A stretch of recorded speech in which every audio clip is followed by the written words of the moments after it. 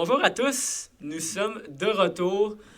Ça fait déjà quelques mois, ben pas quelques mois, mais peut-être un mois ou deux qu'on est absent sur YouTube, mais nous sommes de retour. On a les boys ici, on a Ced, on a le dos. Pour commencer, boys, comment allez-vous? Ça va très bien, toi? Ça va, toi? Yes, sir. On a commencé le cégep et on est enfin de retour. On a fait finir notre première semaine. Une bonne note d'applaudissement, boys. Ah On oui! a fait une semaine. Shout-out à tous les étudiants du cégep de Saint-Jérôme qui nous écoutent. Shout out à vous. On est ensemble. On est dans la même galère ensemble. Fait que let's go, les boys. Alors, aujourd'hui, on a un concept pour vous, un concept assez interactif. On vous encourage à participer dans les commentaires, et même sur les pages Instagram, pages TikTok, you name it. Vous pouvez interagir avec ce qu'on va dire aujourd'hui. Parce qu'aujourd'hui, on a nos hot takes. On a nos prédictions audacieuses. Ça, c'est la traduction en français. On va regarder hot take, moi, je pense. Donc, c'est nos prédictions un peu chaudes pour la saison qui s'en vient, donc 2023-2024. Alors, on a 3 prédictions chacun. Et les 3 vont être annoncées ici. On vous encourage, encore une fois, à interagir. Êtes-vous en accord avec ce qu'on dit? Êtes-vous en désaccord? C'est à vous de... On est prêt à débattre dans les commentaires. On va dire ça comme ça. On a 3 prédictions, on est prêt à défendre. Et sans plus tarder, c'est au tour de Ced de commencer. Ta première prédiction, ou ton premier hot take, comme on dit, c'est à toi. Mesdames et messieurs, on s'en va dans l'Ouest, plus précisément à Los Angeles. Oh, Où est-ce que plusieurs vont penser que c'était la plus grande faiblesse des Kings cet été?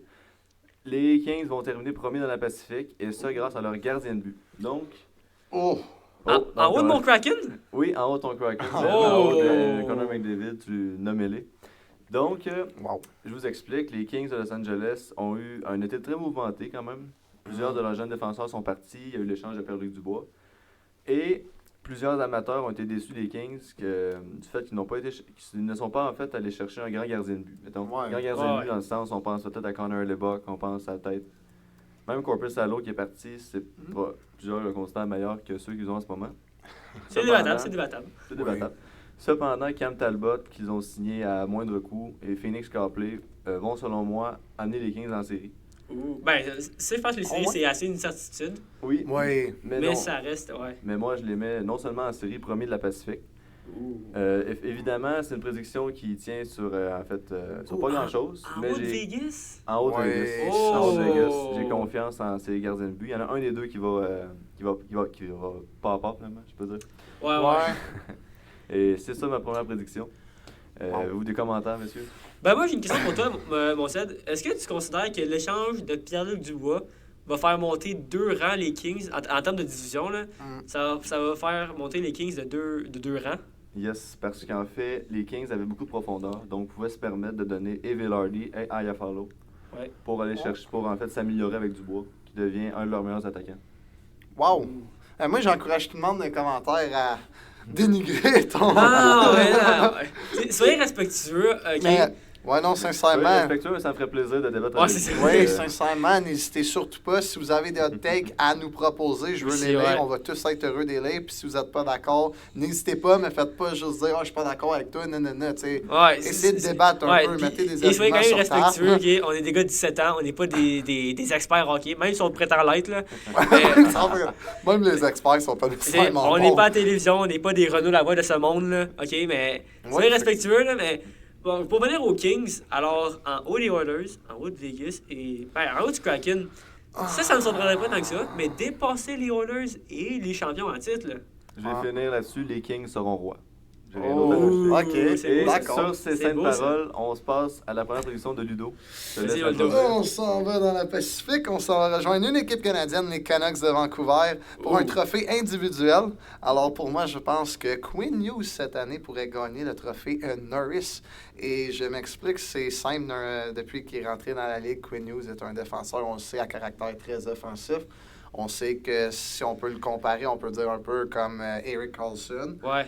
Et vu l'année que Karlsson a connue, ça m'a inspiré un peu à choisir Quinn Hughes comme un hot take du côté trophée individuel à cause que vu toutes ces années depuis qu'il est rentré dans la Ligue. On ne comptera pas la première année lorsqu'il a joué seulement 5 parties, malgré qu'il a quand même fait 3 points en 5 matchs. On a en 2019-2020, on a quand même 53, 41, 68 et l'année dernière, 76 points. Je sais qu'il n'y a pas le meilleur différentiel, malgré qu'il s'est amélioré au cours de ses 2 premières vraies saisons NHL à moins 10, moins 24. Maintenant, c'est 10 et 15 lors des 2 dernières années. On s'entend qu'un défenseur, sa job, ça le dit, c'est de défendre. Ouais. Fait que si ton défenseur finit avec 120 points, mais qui est moins 30, il y a peut-être de quoi améliorer. Là. Si on voit un peu le trophée Norris de cette année, qui était Erik Karlsson, ça te contredit un petit peu parce que, oui tu l'as dit, le trophée Norris s'est remis à un défenseur. Malheureusement, le côté défensif. Le côté défensif est un petit peu enlevé de l'équation. Par contre, Quinn Hughes, comme tu l'as dit, c'est un des meilleurs défenseurs offensifs et je rajouterais même un des meilleurs passeurs. Oui. Dans sa carrière, il va avoir un trophée Norris, pour moi, c'est certain. Quinn Hughes peut être au même niveau que Cale Makar. Oui. Il y avait un gros débat, s'il y en a qui se rappellent à leurs années recrues, Cale Makar et Quinn Hughes avaient un gros débat qui était la recrue de l'année. Et c'était même très très serré entre les deux. Cale Makar maintenant a eu bien évidemment l'avantage.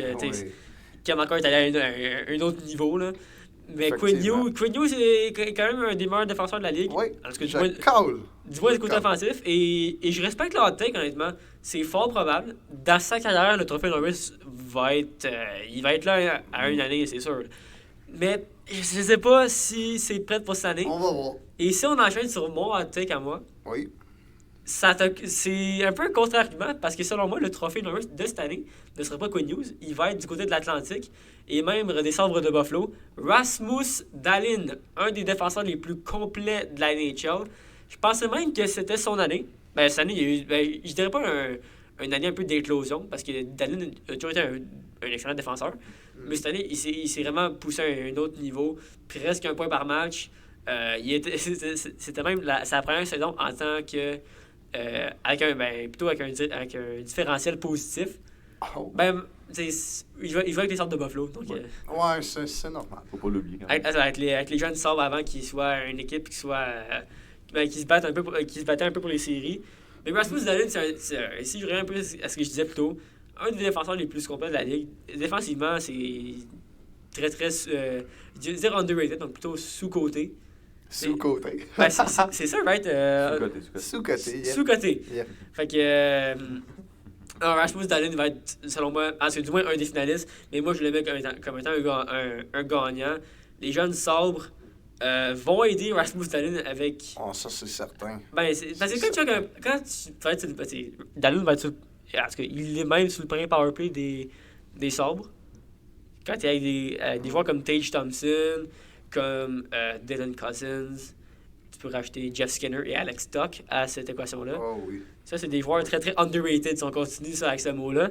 Et je pense que Rasmus Dahlin est un peu le corps arrière de ce powerplay-là. Et il va atteindre un autre niveau même avec ces joueurs-là. On va voir. En tout cas, c'est sûr que dans leur carrière, d'après moi, ils vont en gagner chacun un au moins. Ouais, moi je pense aussi. On va voir, peut-être qu'ils vont être 2 finalistes cette année, qui sait. Peut-être, ça reste à voir. On va voir ça. On enchaîne vers Cédric? Yes. Je vais continuer avec la défensive, mais ça va être un petit peu différent cette fois-ci. Vas-y, mon Cédric. On reste dans l'Atlantique, mais cette fois du côté de Détroit. Selon moi, les Red Wings vont non seulement rater les séries, mais pour la première fois depuis très longtemps, voire peut-être pour la première fois tout court, Steve Yzerman va être remis en question. Dans le sens que, on le sait tous, les Red Wings ont eu un été très mouvementé. Je pense que c'est probablement l'équipe qui ont eu le plus de mouvements personnels dans l'été. Très peu. En ce que du moins, ils ont eu les plus gros noms. Oui, ça c'est sûr. Ça c'est sûr. Sauf que quand on regarde la défensive en haut à droite de votre écran, Ben Sherrod, c'est le défenseur le mieux payé. Je veux dire, on est des fans de Montréal. On l'a vu aller dans les séries 2021. On sait qu'il peut être très utile. Ouais, mais l'année passée, c'était pas sa meilleure saison. Ouais. Beaucoup d'argent aussi. Shane Gostisbehere, très bon défenseur offensif, mais défensivement, laisse à désirer. Justin Holl. Évidemment, je veux dire, quand n'importe qui joue à Toronto sera victime de critiques. Donc, c'est sûr. Bon ou mauvais, il va être victime de critiques. Donc, je peux pas dire si tout ce qu'il a subi finalement c'était mérité. Cependant, c'est pas nécessairement le défenseur que j'aurais payé 3,4 millions. Non, c'est Non, beaucoup c'est trop. sûr que En tout cas, selon beaucoup de personnes, Et- c'est beaucoup trop. Là. Oh, Cerise selon sur moi le aussi. Sunday, l'échange de Jeff Petrie. C'est sûr que Jeff Petrie, encore une fois, on l'a connu à Montréal. Il était incroyable pour nous dans les séries de Oui. 2021. Ouais. Mais il y a Ça a mal fini, cette histoire-là. Oui, ça, Ah c'est oui, sûr. ça a A mal un peu fini. ralenti. Et je veux dire, c'est sûr qu'il revient en fait, dans la ville de son enfance. On sait que son père Oui. a lancé pour les Tigers de Détroit. Ouais. Mais quand même, une défensive qui, selon moi, est maintenant un peu trop vieille pour les Red Wings de Détroit, pour le type d'équipe qu'ils sont. Mm. Et je pense pas que ça va les amener en fait à un autre niveau, comme les fans de Détroit et Steve Eisenman le voudraient. Ouais. Bien sûr, j'ai mieux confiance à l'attaque en fait des Red Wings avec la Ouais, lutte c'est de bien Brad bâti, Cat, ça. même JT Comfort. C'est vrai. Mais je pense que la défensive va les retenir en fait de passer à un autre niveau. Ouais. Ben, le problème des Red Wings, et ça, on va en parler souvent cette année parce que c'est une équipe qui ne pas pour les séries dès maintenant. Là. Oui. T'sais, ils ont eu des saisons de misère dans les dernières années, mais là, ils vont se battre pour les séries. Mais là, le problème, c'est que quand tu rentres dans la division qu'on a actuellement, tu vas te battre avec les Sénateurs et les Sabres. Oui. Et ça, c'est deux équipes qui peuvent faire les séries. T'sais. Les Sens et les Sabres, à ce que tu vois en fin de saison, plusieurs les voyaient même dans les séries. Ouais. Les Sabres, ils ont manqué juste d'un point. Et Ouais. les Sens, c'est une coupe de points, mais tu sais, ils ont eu plusieurs blessures. T'sais, ils ont eu Ouais. Josh Norris à peut-être 5 matchs, gros max. Ouais. 10 matchs, peut-être même gros max. Chikrin s'est blessé en fin de saison, malheureusement. Et les Red Wings vont devoir vont devoir se battre avec les Sabres et les Sénateurs tout au long de l'année. Là. Oui. Et ça fait un peu. Ça cloche un peu dans ma tête, si je peux dire ça comme ça. Là. L'échange de Brinkat, pourquoi Dorion, qui est le DG des Sens en passant, l'a envoyé à une équipe rivale? Ah, c'est Bon. dur à dire. Pour plusieurs raisons. Ouais. Premièrement, DeBrincat aussi vient de Détroit. Ouais. DeBrincat voulait s'en aller d'Ottawa. Donc déjà là, le pouvoir de négociation de Pierre Dorion était assez limité. Ouais. Et je pense qu'en fait, c'était un retour quand même assez bon pour DeBrincat. Je veux dire, les Sénateurs l'avaient acquis pour 3 choix repêchage, dont un choix de première ronde. Oui. Ouais. Ils reçoivent un choix de première ronde encore, Dominique Kubalik. Oui. 2 bonnes saisons quand même. Ouais, quand même solide. Donc, je veux dire, je trouve que Pierre Dorion s'en est bien sorti. Et en fait, on va reparler des Sénateurs dans cette vidéo. Donc on va c'est- s'arrêter là pour maintenant. C'est ça. Mais pour conclure sur les Red Wings, ils vont rater les séries à cause de leur défensive. Ça, c'est mon opinion. Je veux dire, Ah, c'est correct, c'était bon, Mais c'était bon. ils vont rater les séries à cause de leur défensive trop vieille pour le type d'équipe qu'ils devraient avoir. J'ai hâte de voir, mais d'après moi, je suis d'accord. C'est bon. Sincèrement, là, je te fais confiance. J'appuie ton opinion. Autour du hot take à toi, Ludo. Et ça va être très controversé. Alors, je vous attends. Préparez-vous à la maison, on veut vous On entendre. reste dans J'ai le goût l'Atlantique. d'entendre ça, là. Et on est à Montréal, on reste ici, notre ville natale. Samuel Montembeault, statistiquement, je cale qu'il va être top 10 des meilleurs gardiens de la Ligue nationale. Et je m'explique. Cette année à Montréal, notre défensive va être extrêmement solide. Nous allons avoir des jeunes joueurs qui vont venir, pas de partout, mais Logan Mailloux, le feu vert de la NHL pour jouer. Et je ne le vois pas à Laval. Je le vois à Montréal. Tu vas à Montréal? Wow. Alors, je veux qu'on fasse de la place pour ce jeune. Je veux qu'on le développe tout de suite. A joué dans la... Oh, je me rappelle plus la ligue, là. C'était... La Ligue ontarienne? C'est ça, il jouait en Ontario, c'est vrai. Je l'avais oublié, celle-là. Puis il a été excellent cette année. Ouais. A été excellent. très bon. Mais ça ne tourne pas juste autour de Maillot. On va avoir David Savard, on va avoir Matt Madison, on va avoir Goulet, on va avoir Jacky, on va avoir de gros noms. Je sais pas ce qu'on va faire parce qu'on en a quand même beaucoup cette année à Montréal. Je sais pas qui va commencer l'année à Montréal, qui va commencer l'année à Laval, mais on aura une grosse défensive avec, Wildman va être là, il peut toujours aider. On sait que c'est pas mauvais malgré qu'on veut s'en débarrasser depuis quelques années. Il peut être... Il peut être utile, mais il faut faire de la place sûrement. Moi, je veux que Harris puisse jouer. Ouais. Je veux pas voir Harris à Laval ou traîner dans les estrades. Ah Je non, veux le voir sur la glace. une affaire que je restais avec tes paroles, un peu quand tu as commencé ton hot take, extrêmement solide comme défensive, je suis pas sûr. Oui, c'est des jeunes, ils ont eu leur saison recrue, ils vont faire un next step, comme on dit, ils vont passer une prochaine étape, et on peut s'attendre à des grosses saisons de la part de Goulet et compagnie. Là, tu les as toutes nommées, là, mais tu sais, on est rendu un peu habitué avec ces jeunes-là. Et je pense qu'une saison complète, si tout le monde reste en santé, on prie pour ça à Montréal, je pense. Oui. C'est vrai que Montembeault peut suivre avec la gang. C'est vrai qu'il peut avoir une très grosse saison aussi. Top 10, ça va être top, parce qu'il surtout, il y a des très bons gardiens de but à travers la ligue. Alors, encore une fois, je les nommerai pas toutes, là, parce qu'on peut être là pour un bon bout. Ouais. Mais Montembeault, on l'aime beaucoup. Je pense que le Canadien eux-mêmes l'aiment beaucoup. Je pense que si on revient à la date limite des échanges, si je me trompe pas, Ken Hughes avait fait un point de presse et avait dit que Samuel Montembeault était comme le futur un peu au poste de gardien de but. Oui. J'y crois personnellement. Je sais pas s'il sera un vrai numéro 1 partant de même le remplacement Carey Price. Certains disaient ça. Personne ne peut remplacer Carey Price. Ça va être selon très moi. dur. Ça va être très dur même. On peut pas espérer avoir un nouveau Carey Price parce que ça n'arrivera jamais. Mais je peux souhaiter, moi, pour que mon hot take marche, il faut que Montembeault soit vu comme le numéro 1 cette année à Montréal. On sait C'est qu'on ça. a Casey DeSmith actuellement, on a Jake Allen et on a lui. Un des trois doit partir. L'agent de C'est ça, Samuel ouais. Montembeault a confirmé que ça ne serait pas son joueur, son petit protégé. C'est quand même logique là, quand tu y penses. Mais si on a été chercher DeSmith, il n'y a quand même pas encore eu de publication genre Welcome, JC. Ouais, c'est quelque chose que je trouve ça Alors, assez. je sais pas. C'est assez spécial de ce côté-là. Souvent, on voit à travers les réseaux sociaux, le compte officiel des Canadiens fait comme Oui. une publication un peu qui accueille. De bienvenue. là. Ouais, qui accueille les joueurs à Montréal. On n'a pas encore vu ça pour Casey DeSmith. Alors, probablement qu'il y a quelque chose qui se produit encore. Et en passant, quand Jeff Petrie est revenu à Montréal, il n'y a également pas eu de publication par le Canadien de Montréal. Non. Donc, j'imagine que c'est peut-être le même scénario pour Casey DeSmith. J'aime bien le duo Allen-Montembeault. Oui. Pour un club en reconstruction comme nous, je pense que c'est assez bien. Oui. C'est parfait pour une équipe en reconstruction parce Parfait. que on peut s'attendre à des bonnes performances quelques soirs, mais je veux dire, ils vont. Ouais. Tu sais, je veux pas être méchant, mais je veux dire, c'est pas un duo de gardien de but qui va nous amener à la Coupe Stanley. Non, Non, c'est sûr que Mais non. c'est exactement ça qu'on a besoin, parce qu'on ne se Ouais. rendra pas à la Coupe Stanley.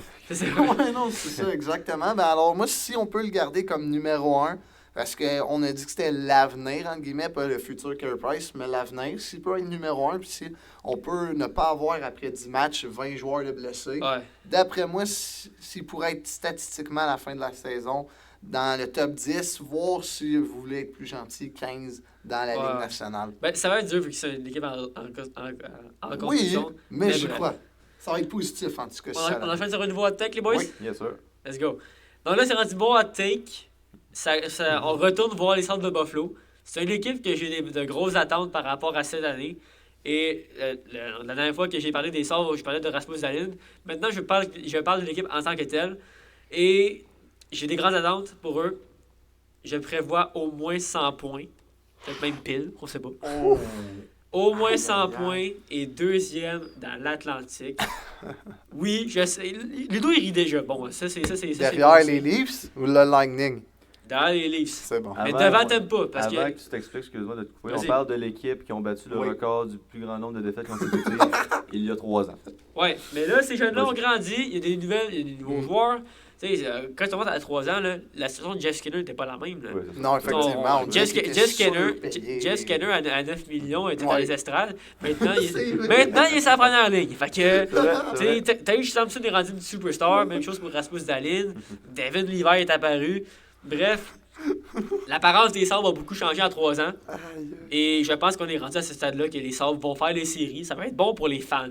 Parce que si Oui, je me trompe oui. pas, ça fait 12 ou 13 saisons qu'ils manquent les Ça fait séries. très longtemps. Ça fait très longtemps. Alors, les Sabres, je pense, sont prêts à passer à un autre niveau.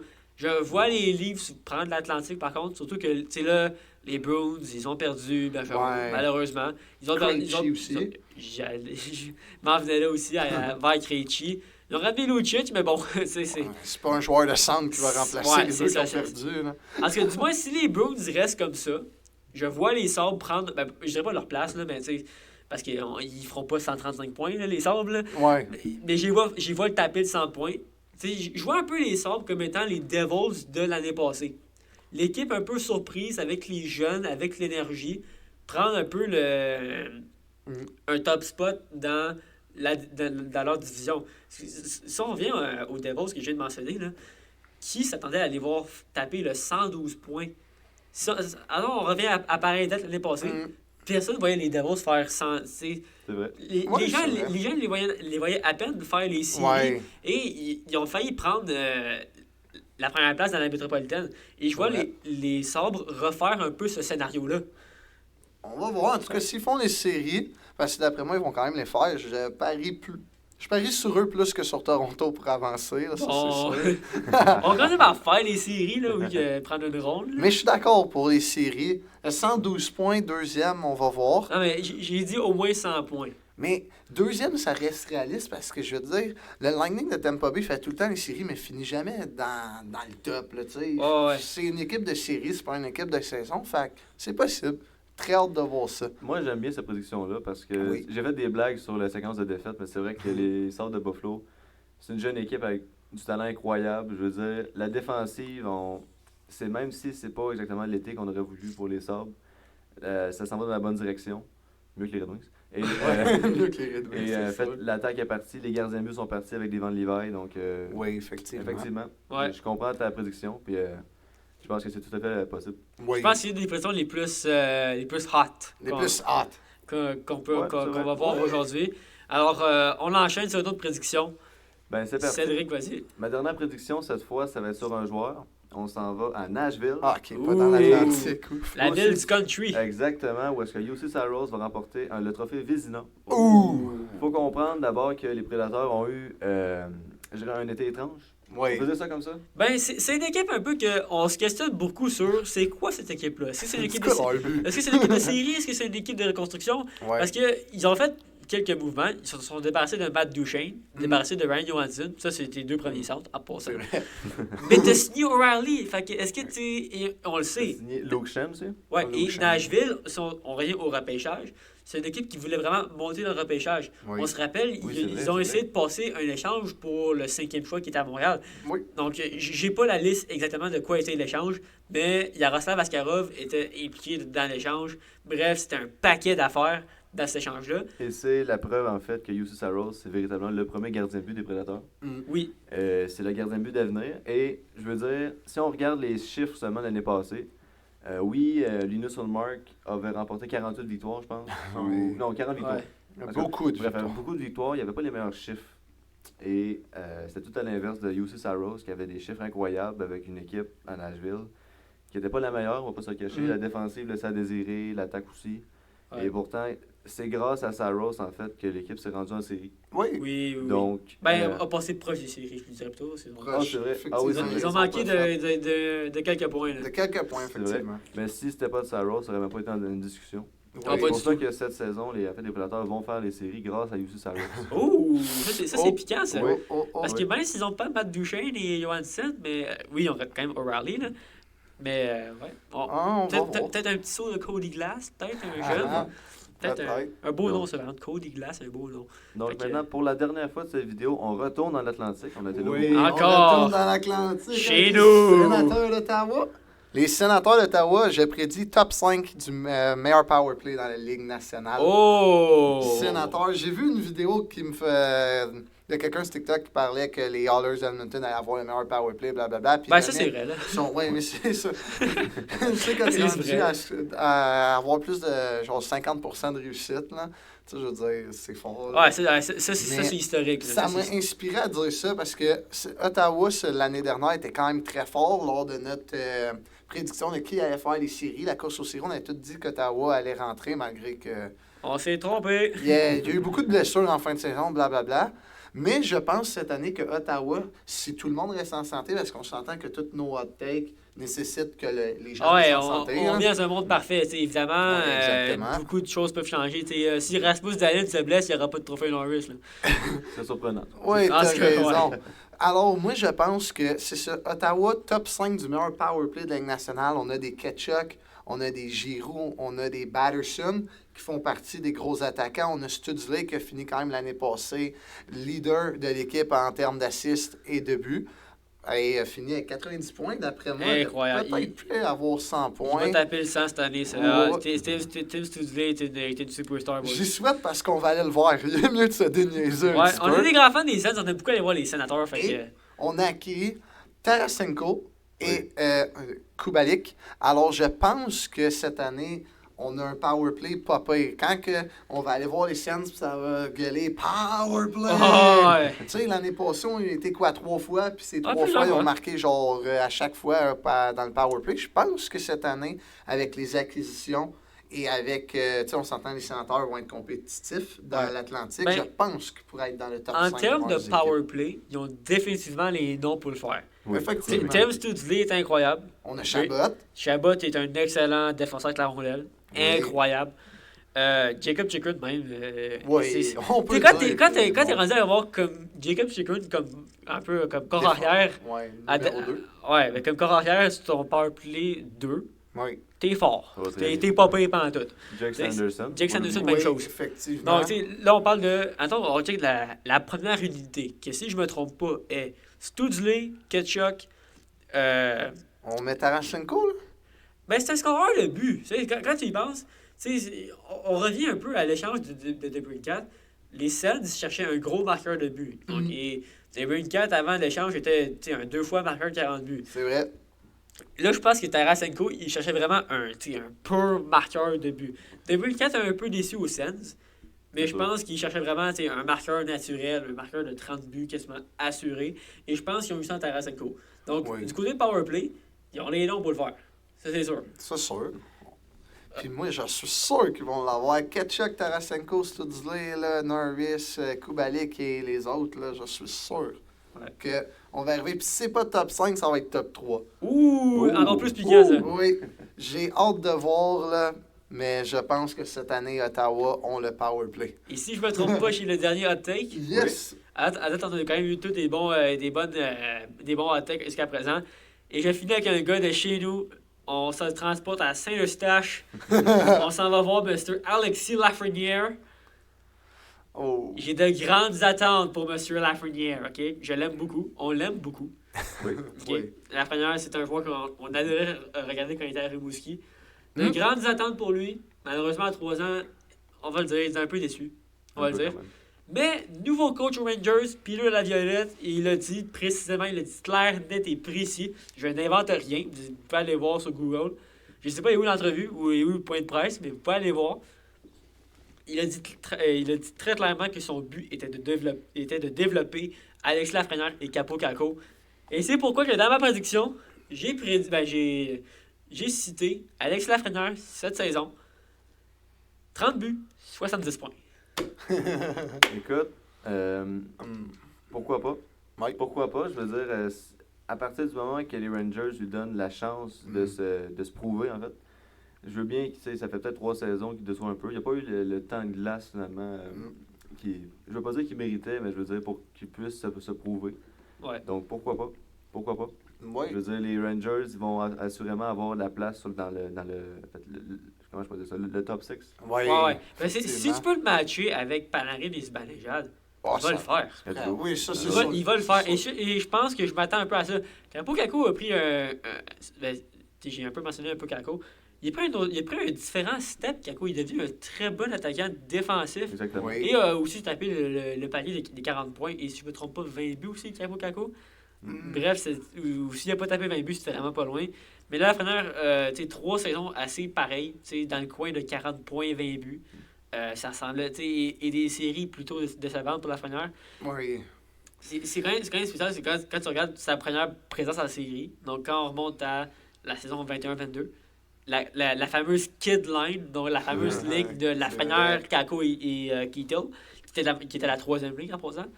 Ils ont très bien joué ensemble.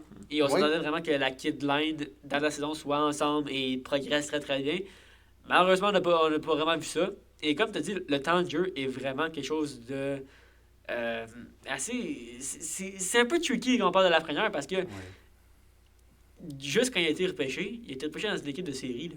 Exactement. Puis il a été délaissé malheureusement comme Caco parce que quand tu regardes, quand tu avais Patrick Kane, Tarasenko, Panarin, Zibanejad, Kreider, cette place, parce que ces jeunes-là devraient jouer dans le top 6 selon moi, dans une équipe normale, mais avec tous ces stars-là, l'ancien entraîneur-chef des Rangers axait surtout sur ces joueurs-là, ce qui faisait que ces joueurs, Lafrenière et Caco n'avaient pas assez de temps de glace. Ouais. Alors moi, je dis que c'est possible avec le temps de glace.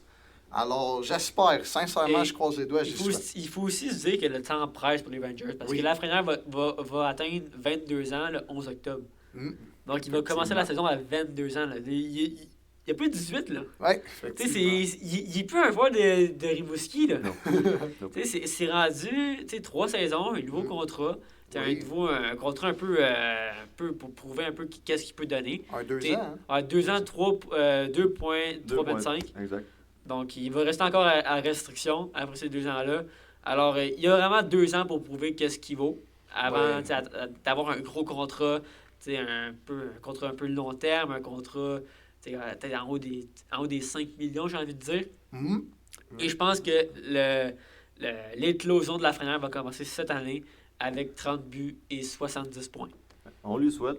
Un Oui. gars de chez nous. Ah, je c'est un dirais. gars de chez Chez nous. Il y a eu beaucoup de pression dernièrement. C'est sûr Ouais. qu'en étant le premier choix au total, ça vient avec. Ouais, et en plus, qu'il va à Rimouski, on le voit comme un peu comme le prochain Crosby, tu sais, parce C'est vrai.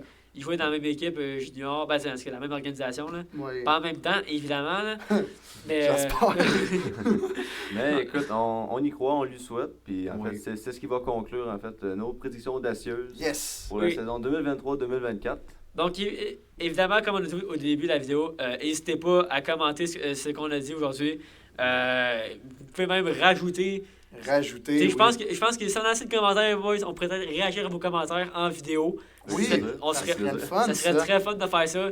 Donc, si vous voulez voir vos hot takes en vidéo, n'hésitez pas à les rajouter en commentaire. Restez Absolument. pas dans les messages textes, là, OK? Pas dans En les commentaire, là. En commentaire, là, parce que En commentaire. des fois, non, mais des fois, je reçois des messages de gars qui regardent nos vidéos. Et en passant, tu sais, j'apprécie beaucoup votre feedback, là. Yeah. Mais si vous voulez qu'on regarde vos hot takes en vidéo, ça se passe dans les commentaires. Donc, Oui, vraiment, effectivement. n'hésitez pas. Écrivez ce que vous voulez. Oui. Donc, Dans le respect. Dans le respect. ouais, Chris, comme encore une vous fois, voulez. soyez respectueux. T'sais, on veut vous montrer vos commentaires en vidéo. Donc, s'il vous plaît, là, pas de sac, pas de l'affaire la même. Là. Ouais, T'sais, effectivement. on veut vous montrer vos commentaires. Donc, faites en sorte que vos commentaires soient comme présentables. là. Ouais, donnez-nous des arguments. Commentez ça sur TikTok, Instagram, peu importe, mais effectivement, textez-nous pas. Ouais, c'est- On veut pouvoir faire un feedback avec tous vos commentaires, tous vos hot takes si vous nous en donnez. Et ça serait nice de débattre avec vous. Alors, n'hésitez pas, je veux beaucoup de commentaires. Ce serait le fun d'interagir pour une fois Ouais. avec vous autres, puis pouvoir vous lire. Et pas juste 2 commentaires, genre plusieurs. Ah, Alors, let's go, les boys. Vous on êtes fait capables. confiance. Vous êtes une centaine et plus à regarder nos vidéos. Maintenant, une centaine qui nous suivent et plus. Là. Et je sais pas c'est quoi le chiffre exactement, mais on a dépassé le palier des 100 abonnés. Oui, Donc, encore une fois, bon aboutissement, boys. Ouais, merci 100 abonnés beaucoup. et plus. On a fait 500 visionnements sur le live du repêchage. Ouais, Alors, effectivement. merci à tous qui regardent ces vidéos-là. L'hockey, euh, pas beaucoup, hein? Ben, honnêtement, je pensais jamais que nos vidéos allaient. Je dirais pas pogner autant comme ça, là, mais tu sais, Mais aussi vite, moi je dirais. Ouais. aussi vite qu'on ait une centaine d'abonnés Oui. ou même des centaines de visionnements. Effectivement. On continue comme ça, boys. Yes. On a beaucoup de temps à faire ces vidéos-là. Donc, si vous appréciez, Oui. si vous appréciez Le contenu. les vidéos à tech comme ça, marquez-le en commentaire encore une fois, lâchez un thumbs up, abonnez-vous. Et sur Ouais. ça, on va être de retour très prochainement, du moins on l'espère. J'ai un défi, moi. Oh, Je vas-y. veux que quelqu'un me sorte un hot take concernant les Coyotes de l'Arizona. Ouh! Je souhaite que quelqu'un m'écrive quelque chose et je vais le lire. Ouais, que ça soit des joueurs en tant que Les tels, joueurs, l'organisation, le déménagement, La- Québec, le déménagement, Québec, peut-être, name it, le physiothérapeute. Let's Je go, man. veux quelque chose.